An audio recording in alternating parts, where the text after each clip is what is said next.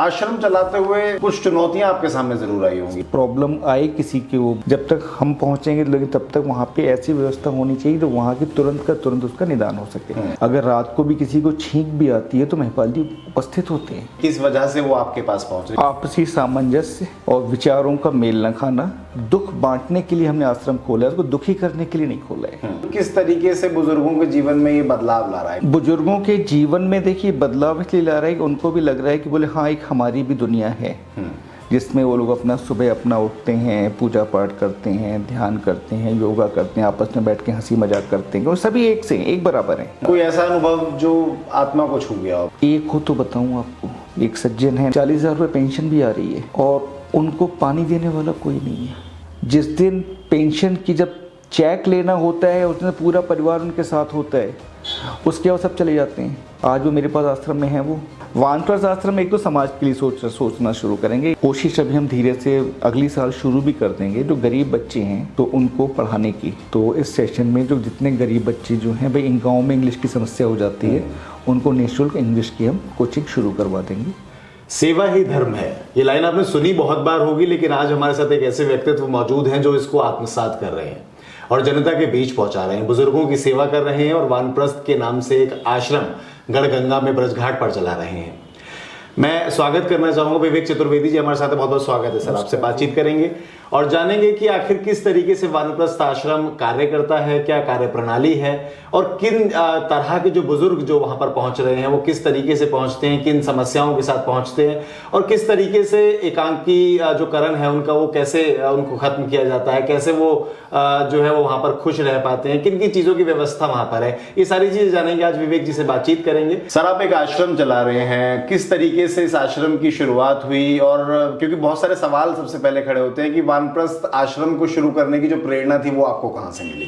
वानप्रस्थ आश्रम की प्रेरणा तो अपने आप से मिलती है ना, ऐसे किसी से मिलती नहीं है। जो हम लोग जो आपस में आसपास जो चीज़ें देखते हैं, लोगों के अनुभव आते हैं, उसी से प्रेरणा आती है। प्रेरणा कहीं बाहर से नहीं आती, वही प्रेरणा भी मन से उत्पन्न होती है। किस तरीके से इसकी शुरुआत हुई? क्या कोई व्यक्तिगत अनुभव रहा या कभी आपने ऐसे किसी बुजुर्ग को परेशान देखा? कैसे इसकी शुरुआत? हाँ नहीं, व्यक्तिगत अनुभव पे आप आते हैं तो इसकी शुरुआत हमारे घर से ही हुई। घर से भी क्या हुई कि मेरे बाबा के 3 बेटे थे, तीनों क्लास 1 ऑफिसर रहे और उनका मैंने जो अपने फादर की डेथ के बाद जो उनकी आंखों में जो बेबसी देखी थी कि हमारी भी एज 14 साल एज थी, तो बाबा हमारे घर पे बाहर बैठ के गेट के ऊपर टकटकी लगाई देखते रहते हैं। फादर की डेथ के बाद उनको पैरालिसिस का अटैक हो गया, चल फिर नहीं पाते थे। तो एक बार हमने कि बाबा क्या देखते रहते हो? बोला लला हमें ये लगा था शायद हरिशंकर आ जाएं। हरिशंकर मेरे ताऊ जी का नाम था, बाबा के बड़े बेटे का। वो बस हमें यही कहते, हमें लगता है कि शायद हरिशंकर आ जाए। तो फिर मन में एक चीज़ आती थी कि सब कुछ है भाई, बच्चे पढ़ लिख के बाहर निकल गए। एक माँ बाप ने मैं अपने फादर को सबको दोष ही देता हूँ, बहुत बड़ा लंबा चौड़ा घर बना के अपने माँ बाप को वहाँ पे कैद करके रख दिया। ना उनके पास कोई बोलने वाला, ना चाहे जब उस वक्त जब आदमी को ज़रूरत होती है कि बच्चे हमारे पास बैठें रहें, वही चीज़ जब नहीं मिलती है ना तो आदमी बहुत अकेला हो जाता है। तो छोटे थे तभी सोचते थे कि जब धीरे धीरे बड़े हुए, एहसास जब होना शुरू हुआ तो लगा कि बोले हाँ वही ज़रूरत जैसी बाबा के साथ थी ऐसी कल को हमारे साथ भी आएगी, हर एक के साथ आएगी, ऐसा कोई नहीं ना आए। और अगर हम बच्चों पे आशा करें, बच्चों पे दोष दें, वो भी गलत है। भाई उनकी भी अपनी लाइफ है, सबको जीना है। तो क्यों नहीं हम अपना एक ऐसा समूह, अपना एक ग्रुप बना लें जो आपस में एक दूसरे के पूरक हो जाएं, जहाँ ऐसे सब लोग जो अकेलेपन अपने आपस में बैठें, हंसी मजाक करें, समय को व्यतीत करें कि बुढ़ापा उनको बोझ ना लगे। बुढ़ापे को अपने सही तरीके से, और हकीकत चीज़ है कि जब हम एक पीढ़ी को बना सकते हैं तो भाई अपना समय भी अच्छी तरह व्यतीत करने का तो सामर्थ्य हमारे के अंदर मौजूद है। बस यही है। कैसे शुरुआत हुई? समाज का क्या सहयोग मिला? परिवार का क्या सहयोग मिला? क्योंकि जैसे कि आपने बोला कि परिवार, कई बार ऐसा होता है जब हम इतना बड़ा इनिशिएटिव लेते हैं तो परिवार कहता है कि नहीं आप हम सपोर्ट नहीं देंगे। समाज जो है वो तरह तरह की बातें करता है। आपके साथ कैसा रहा? परिवार ने कैसा समर्थन दिया? समाज ने कैसा समर्थन दिया? परिवार ने तो समर्थन पूरा दिया, बगैर परिवार के सहयोग के कुछ नहीं हो सकता है। क्योंकि हम अपने बच्चों के साथ बैठे हुए थे, आज से 4 साल या 5 साल पहले की बात है। तो हमने बड़े बेटे से कहा, मैंने बेटा ऐसा लगता है कि एक जीवन में एक कमी सी रह गई, हम अपने माँ बाप की सेवा नहीं कर पाए क्योंकि बचपन में माँ बाप चले गए थे। तो उसने कहा बोले पापा आप बाहर निकल के देखो तो सही, दादी बाबा आपको मिल जाएंगे। बस उसी दिन एक हम लोगों में मन में एक विचार आ गया, बोले अब बस अपने आप को, क्यों इंजीनियर आदमी हो, हमेशा कार्य क्षेत्र भाई कुछ ना कुछ बनाने की हमेशा से हो रही, तो मैंने क्यों ना इस क्षेत्र में काम किया, आगे बढ़ा जाए। तो भाई परिवार से तो सहयोग, लेकिन समाज से नहीं मिला। समाज से जिससे भी जिक्र करते थे तो आदमी हंसी बनाता था, कहते ये तो पागल हो गया आदमी, इसमें क्या आ रहा है क्या नहीं आ रहा है। तो बस संघर्ष धीरे धीरे करते रहे। फिर एक दो लोग मिलते गए, जैसे कि महिपाल जी मिले, वत्स जी मिले, बस गाड़ी चल पड़ी। एसवीजी फाउंडेशन आपने एक बनाया, इसके अंतर्गत आप इस वानप्रस्थ आश्रम को जो है रन कर रहे हैं, तो क्या उसकी फुल फॉर्म है, किस तरीके से उसका नाम रखा गया और क्या क्या काम एसवीजी फाउंडेशन करता है? ऐसा है कि एसवीजी फाउंडेशन का मतलब हो गया श्री विनोद गिरजा फाउंडेशन। श्री विनोद शंकर चतुर्वेदी जी मेरे पिताजी थे और गिरजा चतुर्वेदी माँ थी। वो मेरे पिताजी फिजिक्स के प्रोफेसर थे और बहुत काफ़ी यंग एज में, लगभग 34 से 35 साल की उम्र में उनकी डेथ हो गई थी। तो बस ये लगा कि भाई बहुत अच्छे संस्कार थे मेरे पापा के। मैं बताऊं कि आज मैं जहाँ जिस जगह भी हूँ तो पापा के साथ जो उस छोटे से समय में जो कुछ सीखा, जो कुछ अनुभव किया, जो उनके विचार सुने, बस उसी से समझ सकते हैं संस्कार भी आए जो चले। तो बस ये आया कि हम तो चले जाएं लेकिन माता पिता जी का नाम इस पृथ्वी पे जीवित रहे। बस ये सोच के माता पिता के नाम पे फाउंडेशन बना के इसको शुरुआत करी। ये हर एक बुजुर्ग को ना कि आश्रम पे आना नहीं चाहते हैं। उनको ये लगता है अगर हम आश्रम पे चले जाएंगे, उनके बच्चे कहते हैं अगर आश्रम में मेरे माँ बाप चले गए तो लोग, ये समाज ये कहेगा कि माँ बाप को निकाल के फेंक दिया, बच्चे सेवा नहीं कर पा रहे, वो नहीं कर पा रहे। लेकिन उनकी प्रॉब्लम कोई नहीं समझ रहा है कि जो उनकी समस्या क्या है। तो इस पे हमने सोचा कि उसको एक थोड़ा ऐसे लेके चलें कि वहाँ पे एक छोटा सा गरीब बच्चों के लिए एजुकेशन का भी हो जाए और पंचकर्मा की फैसिलिटी भी हो जाए, वहाँ पे थोड़ा सा आयुर्वेदिक ट्रीटमेंट भी दे सकें और बिल्कुल नेचुरल हम उनको दे सकें। थोड़ी फार्मिंग भी हो रही हो, छोटी सी गौशाला भी हो, जिसमें जो वहाँ पे आके जब लोग रहें तो उनको जब आके रहें एक परमानेंट की तरीके से मैं नहीं कहता, आके जब भी समय व्यतीत करने के लिए आए, उनके बच्चे भी आए तो उनको भी लगे बोले हाँ मेरे माता पिता अब बहुत अच्छी जगह पे आ गए हैं। वानप्रस्थ आश्रम का नाम आपने कैसे चुना और इसका मतलब क्या है? हाँ, वानप्रस्थ आश्रम ना ये हमारी एक बहुत ज़्यादा पहले, अब वो अपने शास्त्रों में जाएंगे तो वानप्रस्थ एक अवस्था थी और हम लोगों ने उस वानप्रस्थ के नियम का पालन करना छोड़ दिया। उसकी वजह से आज समाज में दिक्कतें आनी शुरू हो गई। क्यों? वानप्रस्थ क्या? वानप्रस्थ का मतलब ये नहीं कि आदमी बुजुर्ग हुआ तो जंगल में चला गया, वो नहीं था। वानप्रस्थ का आश्रम का ये मतलब होता है जब आप अपनी जिम्मेदारियों से मुक्त हुए, अर्थात आपने बच्चों को पढ़ा लिखा दिया, उनके विवाह वगैरह कर दिया, तो आप अपने आप को घर से, वानप्रस्थ घर का दरवाजा हमेशा जंगल की तरफ होता था, आप अपने आप को ये महसूस किया अपने घर के दरवाजे से 5 कदम आगे बढ़ा लिए। तो घर की तरफ आपको देखना नहीं है, बच्चों को ऊपर छोड़ दिया और जब उनको परेशानी आ रही वो आवाज़ नहीं, बोले हाँ पापा पिताजी बाबा ये मुझे दिक्कत है, तो आप उनको सॉल्व करो। लेकिन हाँ उनकी लाइफ में इंटरफियर करना कम कर दो। अगर वही वानप्रस्थ इंटरफियर आप कम करोगे, धीरे धीरे उनके ऊपर ही जिम्मेदारियों का आ जाएगा। उनके जैसे देसी भाषा में कहते हैं कंधे के ऊपर, बैल के कंधे के ऊपर जुआ रखना, उनको जिम्मेदारी आ जाएगी। आपको भी आगे बढ़ते जाओ, आपको अच्छा लगे हाँ मेरे बच्चे अब जिम्मेदार हो गए, सबकी लाइफ अच्छी तरह कटती रहेगी। तो बस वही वानप्रस्थ रखा है कि भाई हम उस वानप्रस्थ को ना भूलें, वानप्रस्थ कह आ जाएं, आप अपनी जिम्मेदारियों से मुक्त हो गए, अब आप अपने लिए जीना शुरू करें और बच्चों को मजबूत बनाएं। उनको किन मूल्यों को आधार बना के, किन सिद्धांतों पे आप इस आश्रम को भी फिलहाल संचालित कर रहे हैं? ये तो बड़ा कठिन सवाल है। अभी तो हम बस ये है कि ये मूल के लोग आते हैं, जुड़ते हैं, उनकी समस्याएं होती हैं, उनको हम उनकी समस्याओं को सुनते हैं, उनको हल करने की कोशिश करते हैं, उनका एकांकीपन दूर करते हैं और धीरे धीरे फिर वो कुछ दिनों में वो खुद ही आश्रम के ऐसे सदस्य हो जाते हैं कि वो खुद हमें गाइड करते हैं कि सर देखो ऐसे ऐसे चलना चाहिए। फिर हम कहते हैं भाई आपको घर तो नहीं जाना है, बोले हाँ जाएंगे लेकिन समय आने पर जाएंगे, अभी हमको नहीं जाना है। तो बस चल रहा है, अभी हम इस पर ज़्यादा तो नहीं आ पाते हैं। आज के समाज में अगर बुजुर्गों की स्थिति की बात करें तो कैसे आप देखते हैं उसको? हाँ, बुजुर्गों की स्थिति सबसे बड़ी क्या हो गई, हम बहुत तेज़ी से आगे बढ़े हैं। उनके आगे बढ़ने में हम अपने संस्कारों को पीछे छोड़ते चले जा रहे हैं। आज के समय में क्या हुआ कि किसी के पास भी समय नहीं है। पहले आप देखो, पहले हम लोग पैदल चल के जाते थे, अब उसकी जगह गाड़ियाँ आ गई, समय तो बचा हमारे पास। हर चीज़ में समय तो हमारा सेव हो रहा है, लेकिन नहीं, अब मोबाइल संस्कृति ऐसी आ गई कि आदमी अपना जितना टाइम जो है दिन में फ्री होने के बाद अपना 70 से 80% टाइम मोबाइल पे बिता रहा है। 30% सोने में चला गया, 70% मोबाइल में आ गया। अगर उस 70% में अगर 10% भी अगर अपने घर में अपने परिवार के साथ बिता लो तो मेरे ख्याल से इस समाज की सारी समस्याएं समाप्त हो जाएंगी। अगर हम बात करें वानप्रस्थ आश्रम की, तो किस तरीके से बुजुर्गों के जीवन में ये बदलाव ला रहा है, क्या कुछ नया कर रहा है उनके लिए? बुजुर्गों के जीवन में देखिए बदलाव इसलिए ला रहा है कि उनको भी लग रहा है कि बोले हाँ, एक हमारी भी दुनिया है जिसमें वो लोग अपना सुबह अपना उठते हैं, पूजा पाठ करते हैं, ध्यान करते हैं, योगा करते हैं, आपस में बैठ के हंसी मजाक करते हैं, और सभी एक से एक बराबर हैं। हंसी मजाक करते हैं, लड़ते झगड़ते भी हैं, कभी कभी किचन में चले जाते हैं, अपना खाना बनवाने में मदद करते हैं। गौ माता है, उनकी सेवा में सब लगे रहते हैं, और फिर जब फ्री होते हैं अपना गीत संगीत का प्रोग्राम चलने लगता है और एक समय व्यतीत हो जाता है। मैं सबसे कहता हूँ कि अपने लिए एक छत ऐसी ज़रूर बनाओ जो आपकी अपनी छत हो, जहाँ आप जब चाहो तब जाओ, वहाँ पे रहो जाके, और सब कुछ भूल के रहो जाके। जैसे कहते हैं रिफ्रेशमेंट बहुत ज़रूरी है लाइफ में। आदमी एक घर में एक छत के नीचे रहते रहे ऊब जाता है।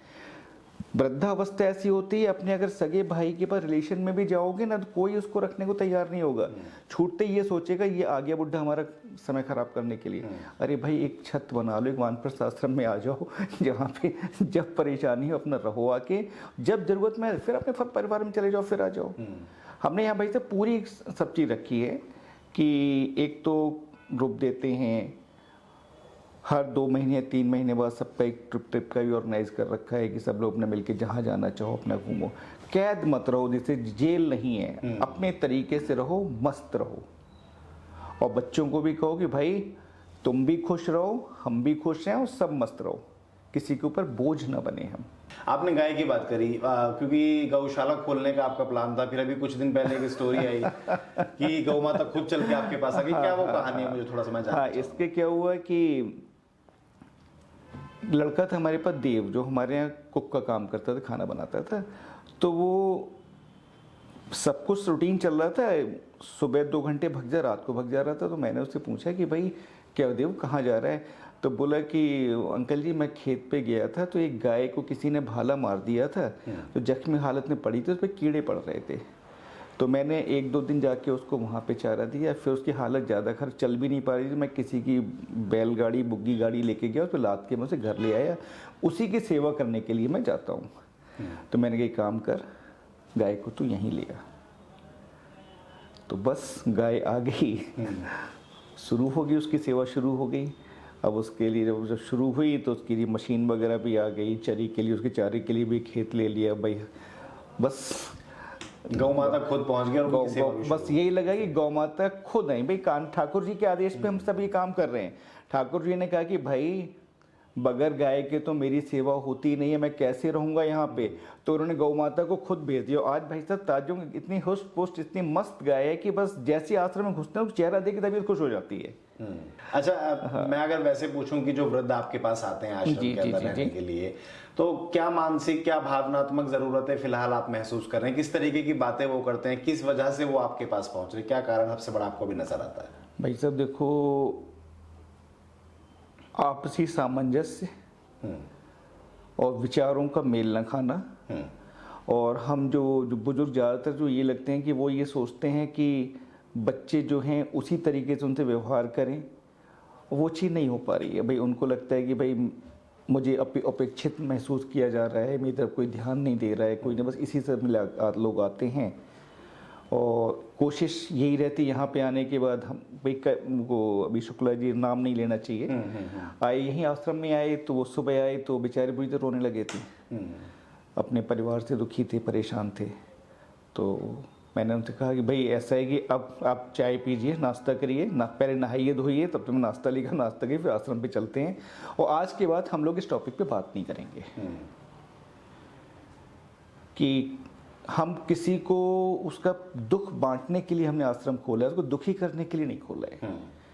तो अब भाई साहब ताज्जुब मानोगे, 7 या 8 महीने बाद शुक्ला जी अपने परिवार में वापस चले गए अपने माँ बाप के पास। वो जनवरी में आएंगे और मैंने कहा शुक्ला जी सब ठीक है? बोले भाई साहब मैं आपका शुक्रगुजार, आश्रम का किस हिसाब से शुक्रगुजार करूँ कि जो परिवार से मुझे नफरत हो गई थी आज मैं उसी परिवार में स्वयं जा रहा हूँ, उनके बुलाने पे जा रहा हूँ। इससे अच्छी मेरे लिए क्या बात हो सकती है? क्योंकि देखिए ना, अपने घर से आदमी तभी निकलता है जब वाकई दुखी हो जाता है। अब जब आदमी परेशान हो जाता है तो क्या करेगा भाई? घर के किसी कोने में बैठ के ये कहेगा कि बोले कि हे परमात्मा मुझे मौत दे दो, इसके अलावा कोई चारा है नहीं। उसको लगता है कि बेटा ही मेरा नहीं सुन रहा है, बच्चे भी नहीं सुन रहे, मेरे कोई नहीं सुन रहा है और मैं टोटल डिपेंड हूँ, छोटी छोटी चीज़ के लिए मैं उनसे मांग रहा हूँ, मेरी सुनवाई नहीं हो रही। तो आदमी क्या करेगा? मेंटली टॉर्चर हो जाता, परेशान हो जाता है। बस वो लोग आते हैं, उनको सब चीज़ मिलती है, अच्छे रहते हैं, मस्त रहते हैं। अभी 2 दिन पहले ही आए हैं कुंवरपाल जी, तो बोले मेरी आंखों में दिक्कत है और बोले कि दिन बताते हैं उनको, जब बात करो तो अपने दिन बताते हैं कि 22 अप्रैल को मैंने घर छोड़ दिया था, तो यहीं ब्रजघाट पे गंगा जी के पास आत्महत्या करने जा रहे थे वो। तो एक पंडित जी हमारे यहाँ जो हमारे सुंदरकांड पे आते हैं, तो वो उनके पास से गुजरे, उन्होंने पैर वैर छुए। कुंवरपाल जी ने कहा कि भैया बस परमात्मा ने जाते जाते किसी ब्राह्मण को मेरे पास भेज दिया, उनसे दर्शन करके अब मैं अपनी जीवन लीला समाप्त करता हूँ। तो वो उनको लेके आश्रम पे आ गए। तो उन्होंने कहा भैया ऐसे मत जाओ, एक बार तुम एक दिन वहाँ पे रह लो। और आज वो भी बड़े खुश हैं। तो भाई बस यही सब चीज़ें हैं लोगों के बीच में रहते हुए। अब भी हकीकत बात है, आज मैं यहाँ बैठा हुआ हूँ, तो अब गाजियाबाद नहीं अच्छा लगता, मन यही करता है बस दिन निकले आश्रम पे चले जाओ, सबके बीच में रहो। आश्रम पे हम सबसे कहते हैं कि भाई जो नियम जो बना रखा है, ये सुबह एक तो शिव जी का मंदिर है हमारे यहाँ, आपने देखा ही होगा। बिल्कुल। तो सुबह जो है शिव जी भोले बाबा को प्रसाद था, उनको 1 लोटा जल अर्पण करना हर एक के लिए जरूरी है। हर एक को सुबह उठ के 1 लोटा जल उनको अर्पित, उसके बाद ही आपको नाश्ता मिलेगा, उससे पहले नहीं मिलेगा। और करनी पड़ेगी पूजा। नहीं, उसका भी कारण है। देखो एक प्रभु भोले बाबा ही हैं, उनको कुछ नहीं चाहिए, सर्दी हो, गर्मी हो, जाड़ा हो, बरसात, उनको सिर्फ 1 लोटा जल चाहिए। तो बस 1 लोटा जल कंपलसरी है। उसके बाद योगा है, अपना योगा करने के बाद सब लोग अपना ब्रेकफास्ट वगैरह नहाने ब्रेकफास्ट करते हैं। फिर भाई जब 4 लोग जब मिलके बैठेंगे तो क्या होंगे, हमारी कौशिक जी हैं, उनको गाने का बहुत शौक है, उन्होंने पूरा हारमोनियम ढोलक वगैरह सब मंजीरे वगैरह सब रखे हुए हैं। फिर भजन कीर्तन का ऐसा कोई टाइम कोई निश्चित नहीं है, जब चाहो तब कर लो। शनिवार के दिन सुंदरकांड कंपलसरी है शाम को, वो भी कोई विशेष कोई बंदा नहीं आता है, सब लोग आपस में बैठ के सुंदरकांड का आयोजन कर लेते हैं और बस संडे को सब लोग पहुंच ही जाते हैं। आश्रम चलाते हुए कुछ चुनौतियां आपके सामने जरूर आई होंगी। चुनौतियां सर देखिए तब भी आई, आज भी चुनौतियां कल भी रहेंगी। किस तरीके की वो चुनौतियां देखिए बहुत आ जाती हैं। एक तो आर्थिक भी आती है और एक व्यवस्था करने की भी आती है कि वहाँ पे हम किस तरीके से भाई हम 24 घंटे तो कोई रह नहीं सकता है। उनकी भी समस्या जो दैनिक समस्या जो है उसी जो भी प्रॉब्लम आए किसी के, वो भाई मान लो किसी को जुकाम बुखार ही होता है, जब तक हम पहुँचेंगे लेकिन तब तक वहाँ पे ऐसी व्यवस्था होनी चाहिए जो वहाँ की तुरंत का तुरंत उसका निदान हो सके। उसके लिए परमात्मा जी ने मुझे महिपाल जी दे रखे हैं। आप तो मिल ही चुके हैं उनसे। 74 ईयर एज है उनकी, एक घुटने का ऑपरेशन हो चुका है, कैंसर को मात दे के आए, आधी टंग उनकी नहीं है।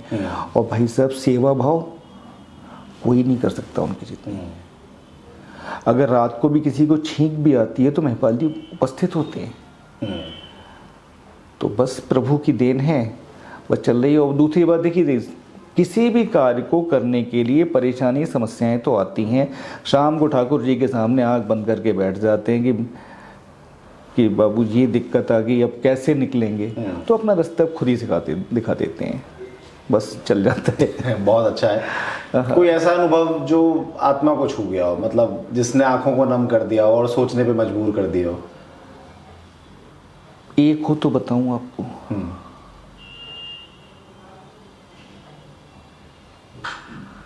एक सज्जन है, नाम लेना उचित नहीं होता, जिन्होंने मुझे प्रेरणा दी। सब कुछ है, 40,000 रुपये पेंशन भी आ रही है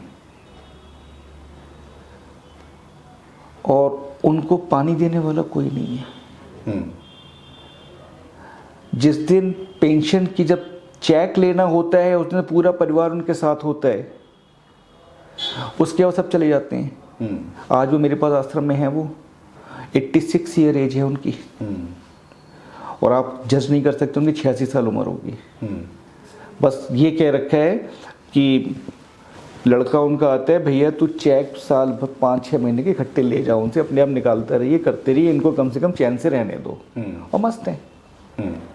क्यों भाई साहब ना, परेशानियां इतनी हो गई हैं कि अभी एक अग्रवाल जी हैं, वो आश्रम पे नहीं आ पा रहे हैं। उनका एक बेटा इंग्लैंड में है और अग्रवाल जी के हस्बैंड वाइफ दोनों को घुटने में दिक्कत है, सब कुछ है। लड़का धीरे धीरे प्रॉपर्टियां बेचता जा रहे जो उनकी यहाँ बनी हुई थी। मैंने कहा कि भाई आप बेटे, बोले कि नहीं सर वहाँ पे मेडिकल प्रॉब्लम बहुत ज़्यादा है, इलाज बहुत महंगा है। तो मैंने उनके लड़के से कहा, मैंने कहा बेटा जब तू बीमार पड़ता तेरे बाप ने कभी ये तो नहीं सोचा डॉक्टर की फीस क्या है क्या नहीं है? और आज ये इतनी ज़्यादा मुसीबत हो गई कि तेरे को ये लग रहा है कि भाई तुम वहाँ पे ऐश कर रहे हो। मुझे मालूम है विदेश में ऐश नहीं होती है, वहाँ भी आदमी पेट काट के रहता है, बिल्कुल ठीक है ना। लेकिन ऐसा क्या है भाई कि जो तुम अपनी माँ बाप की सेवा नहीं है। भाई आज हम इतने बुजुर्ग, इतने गए गुजरे हो गए कि वो उन्होंने तो अपने 5 बच्चों को पाल दिया है, लेकिन 5 बच्चों के पास इतनी ताकत नहीं जो अपने माँ बाप को देख सकें। अब वो बंदे कहाँ जाएं? अगर देखिए वो बंदे पढ़ा लिखा जो समाज है ना सर, 2 तरीके के बुजुर्ग होते हैं। एक तो जिनके बच्चे नालायक हैं, जो जहाँ उनके पास में है, जिनके बच्चे नालायक हैं वो अपने माँ बाप की सेवा कर रहे हैं आज के समय में। कि जिनके, अब वो हम आश्रम पे देख रहे हैं, हम आते ही आते हैं, जिनके बच्चे ज़्यादा पढ़े लिखे नहीं हैं, छोटी इनकी आय से, वो अपने माँ बाप की चाहे लड़के झगड़ के चाहे माँ बाप को रोटी खिला रहे हैं, बहुत अच्छी तरह रह रहे हैं। और जिनके बच्चे बड़े हो गए, आगे बढ़ा दिए शिक्षा, उनका बौद्धिक स्तर हमने बहुत ऊंचा कर दिया है, आज उन्हीं के पास अपने माँ बाप के लिए टाइम नहीं है। इसका मतलब इसमें कहीं ना कहीं तो हमारा अपना दोष है ही है। बिल्कुल है, हमारा अपना दोष है ही है।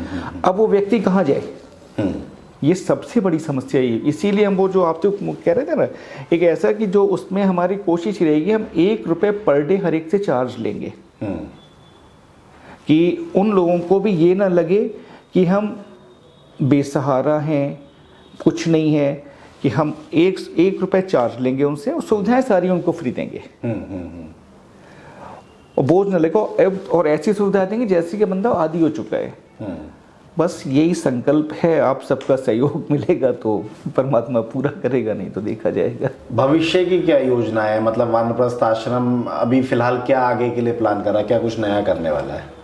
देखिए वानप्रस्थ में आप एक चीज़ रह गई थी, अगर आप इसको सोचें, आश्रम को शुरू करने के लिए मेरा भी अपना इस व्यक्तिगत स्वार्थ भी है।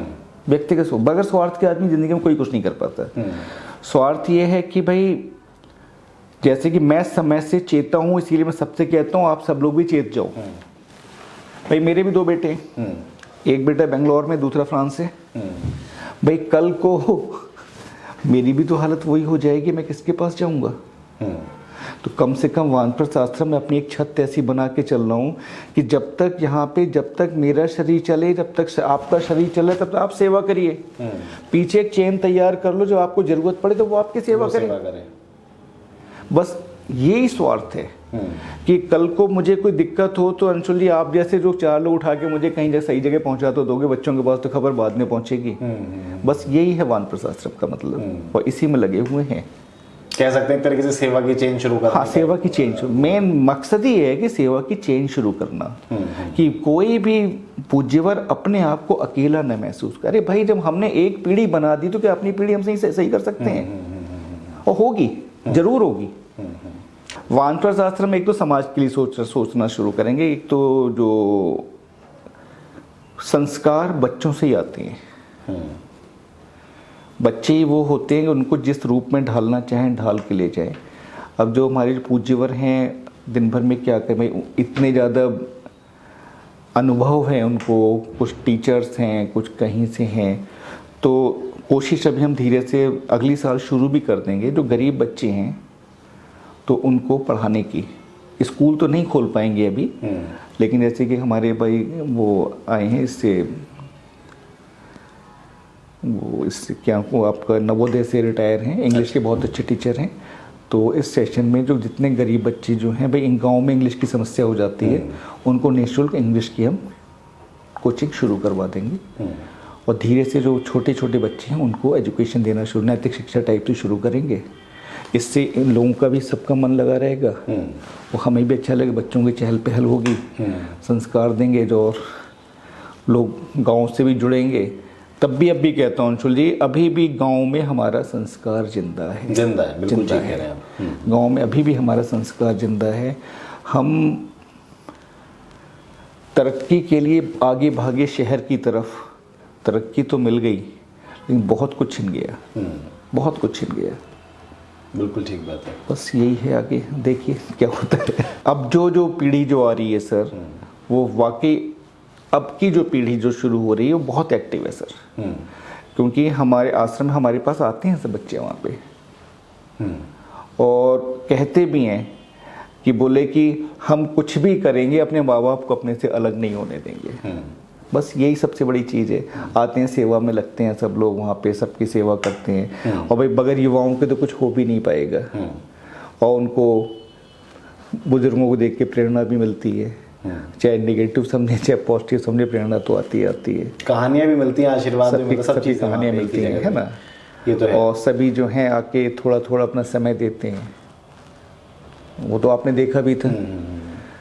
वैसे आप क्या मानते हैं, मतलब हर शहर में ये ऐसी संस्थाएं होनी चाहिए जो इस तरीके का काम करें? हर शहर में एक ग्रुप तो एक ऐसा होना चाहिए कि जहाँ पे कि जो बुजुर्ग जो हैं, जो मान्यवर, जो पूज्य वर्ग जो हैं, अपने आप को अकेला ना महसूस करें। और पहली बात तो समाज ही हमारे ऐसा हो जाए, ऐसे किसी आश्रम की जरूरत ही ना पड़े। बिल्कुल ठीक बात है, ऐसी जरूरत ही ना पड़े। और है भी देखो जरूरत, लेकिन उसके बाद भी कुछ जगह तो ऐसी होनी चाहिए कि जो उसकी अपनी जगह हो। बस यही है। समाज से और सरकार से क्या सहयोग की अपेक्षा रखते हैं आप वानप्रस्थ आश्रम के लिए? देखिए, समाज से तो यही रखते हैं कि लोगों में आपके आसपास अगर आपको कोई बुजुर्ग दिख रहा है कि आपको लग रहा है बोले हाँ ये बुजुर्ग कोई अकेला है, मान्यवर अकेले हैं, तो समाज को कोशिश करनी चाहिए कि भाई हम उनके लिए थोड़ा समय निकाल सकें। कुछ मत करो, कुछ मत करो, उनके दरबार से एक बार सुबह आप राम राम कर लो, जाके राम राम कर लो, राधे राधे कर लो। 2 दिन आप कर लोगे ना, तीसरे दिन वो आँखें आपका इंतजार कर रही होंगी, तीसरे आपकी बोलचाल शुरू हो जाएगी। बस ऐसे ही करके एकांकीपन खत्म हो जाएगा। और सरकार से भी कहते हैं कि भाई आपने सबको एक उम्र के बाद रिटायर कर दिया, अच्छी बात है। हाँ, सरकार ने अब काम करना शुरू करके, सबसे बड़ी समस्या तो ये देखिए इलाज की समस्या आ जाती थी। हिंदुस्तान में सबसे बड़ी जो कमी थी इलाज की कमी थी। आदमी, गरीब आदमी के सामर्थ्य नहीं थी इलाज करा सके। जो आयुष्मान कार्ड वगैरह जो आए हैं उससे बहुत आराम हो गया है। बिल्कुल ठीक बात है। बस ये है कि जितना कोई भी बुजुर्ग जो है उसको आयुष्मान कार्ड उसको हर एक के पास अवेलेबल हो जाए और किसी भी अस्पताल में उसका इलाज हो सके। सरकार तो देखो अब ये घर घर जाके रोटी तो नहीं खिला सकती है। सरकार की एक स्कीम है, हम आते हैं मेरे पास जो लोग हैं 1100 रुपये महीना उनको शायद वृद्धा पेंशन मिलती है, उससे वो आश्रम पे रह के अब उस 1100 रुपये से वो कहते हैं भैया खाना तो हम आपका खा रहे हैं, नहीं उस 1100 रुपये से उनको इतना संबल मिलता है, इसका जवाब नहीं है। आपको क्या लगता है, मतलब बुजुर्गों के साथ बिताया गया जो समय है वो जीवन की सबसे बड़ी पाठशाला है कि नहीं? भाई तो सबसे बड़ी पाठशाला हर एक अध्यापक के अपना रहा, हर एक सीख दे के जाता है, हर एक सीख दे के जाता है। और वो सीख जो मिलती है जो आपको किताबों में नहीं मिल सकती, उसका पूरा तजुर्बा उसका होता है। और नियम से चलना। और आज दिक्कत भी सबसे बड़ी हो जाती है, घर में अगर वो कुछ गलत कर रहे हो उसको अगर वो टोक देगा तो बुढ़ा तो खराब हो गया, बुढ़ा पता नहीं क्या करता है, हमेशा बड़बड़ बड़बड़ करता रहता है। लेकिन कभी आप उनके बैठ के उनके साथ सुनिए, उनके साथ वक्त गुजारिए थोड़ा सा, तब आपको पता पड़ेगा कि वो क्या चीज़ है। बिल्कुल ठीक कह रहे हैं, वो क्या चीज़ है। अच्छा, अब कोई अगर आश्रम से जुड़ना चाहे तो किस तरीके से आप अपील करेंगे? मैं चाहता हूँ आप एक बार बताएं कौन कौन लोग जुड़ सकते हैं, किस तरीके से जुड़ सकते हैं, कहाँ आना होगा, कहाँ जाना होगा, क्या आपका मोबाइल नंबर है, वो एक बार आप बताएं। देखिए, आश्रम से जुड़ने के लिए अगर आपके आसपास कोई भी बुजुर्ग आपको ऐसा दिखते हैं, मानवर दिखते हैं कि जो आपको अकेलेपन से परेशान, असहाय दिख रहे हों, शारीरिक रूप से दिक्कत हो, तो आप उनको प्लीज़ मेरा मोबाइल नंबर दे दीजिए। हम कोशिश करेंगे उनको वहीं से बुला लें, और नहीं तो हमने ये नियम बना रखा है कि हम सबको अपने इसी आश्रम पे यहीं ऑफिस में बुलाते हैं गाजियाबाद पे। यहाँ पे कोई भी एक तो आदमी आसानी से आ जाता है, यहाँ से फिर हम उनको आश्रम पे पहुँचा देते हैं। और मेरा मोबाइल नंबर तो आपको पता ही 9582677017। किसी बुजुर्ग को आप हमारे पास भेजते हैं तो आप हमारे लिए भी भगवान हो गए सर। क्योंकि आज दिक्कत क्या है कि आप जो है किसी की सेवा करना चाह रहे हैं, लेकिन आपके पास स्पेस नहीं है। भाई स्पेस नहीं है, आप एक मदद ही तो कर सकते हो उसकी।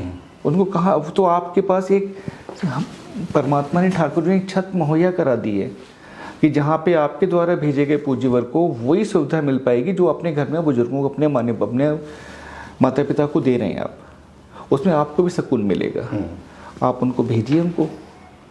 आश्रम आपका कहाँ पे है, किस तरीके से? आश्रम तो हमारे ब्रजघाट के पास में है। ब्रजघाट से के पास एक कस्बा पड़ता है बहादुरगढ़ से लगा हुआ आलमनगर गांव, उसमें आश्रम है। और लगभग ये आपका 2800 गज में बना हुआ है। खुला एरिया है, प्रकृति के बीच में है। 2 किलोमीटर गंगा जी बह रही हैं, गंगा वाटर है पूरा। और सब्जियां वगैरह जो हैं वो सारी की सारी वहीं से विदाउट ऑर्गेनिक मिल जाती हैं। गेहूं जो एक हमने 5 बीघा खेत ले रखा है, उसमें ऑर्गेनिक ही अपनी गेहूं वगैरह उगाते हैं उसमें, जिससे हमारे आश्रम का भोजन व्यवस्था चल रही है। सब लोग मिलजुल के कर रहे हैं इसको। और आदमी डोनेट करना चाहे तो ऐसा हमारे यहाँ वो नहीं है कि आपको पैसे ही देने हैं। जिस भी चीज़ में आप वस्त्र देना चाहें, वह दवा देना चाहें, जो चीज़ आप जैसे भी देना चाहें दे सकते हैं। आपका जो है वो वहीं का वहीं लगेगा उनके बीच में। और बस यही है सर।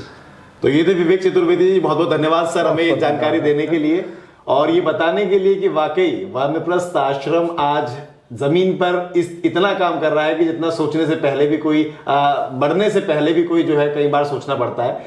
वाकई बुजुर्गों की सेवा हो रही है और सेवा का जो प्रकल्प है वो एक अलग तरीके से चल रहा है, अनूठे तरीके से चल रहा है कि आपकी सेवा की जाएगी और आप आए और उसके बाद फिर परिवार में वापस चले जाएं। ऐसी कोई समस्या नहीं कि आपको परमानेंट यही रहना है और आश्रम नहीं, आप अपने घर पर आ रहे हैं। इस तरीके का जो बात है विवेक चतुर्वेदी जी ने हमें बताई है कि वानप्रस्थ आश्रम इस तरीके से काम करता है। आप भी अगर वानप्रस्थ आश्रम में आना चाहते हैं, अगर आप बुजुर्ग हैं या फिर आपको लगता है कि आपके आसपास में कोई बुजुर्ग ऐसे हैं जो जरूरतमंद हैं और जो आश्रम में जिनकी जरूरत है या फिर जिनको जाना चाहिए, जहां पर उनकी अच्छे से सेवा हो सके, उनको अपने घर जैसा महसूस हो, उनको कई सारे बुजुर्ग साथी मिल सके और वो बैठकर बातें कर सके, तो आप भी दिए गए नीचे जो पता दिया गया है उस पर आप कॉल कर सकते हैं, नंबर पर कॉल कर सकते हैं, पते पर जा सकते हैं और डायरेक्ट विवेक चतुर्वेदी जी से संपर्क कर सकते हैं। और वाकई जिस तरीके से आश्रम काम कर रहा है हम भी सैल्यूट करते हैं।